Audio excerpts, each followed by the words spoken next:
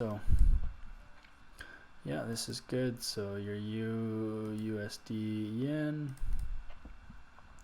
did its monthly move and now did its full retrace into this area, this 50% 618 level. So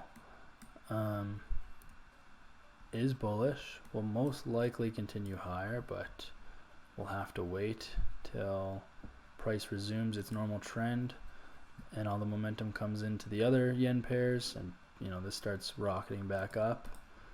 The USD yen is not as strong as the other yen pairs because the US dollar is weakening, so that's something to keep in mind. But it did do its full retrace perfectly, so can't ask for more than that. It is still above this moving average, so it's still very bullish.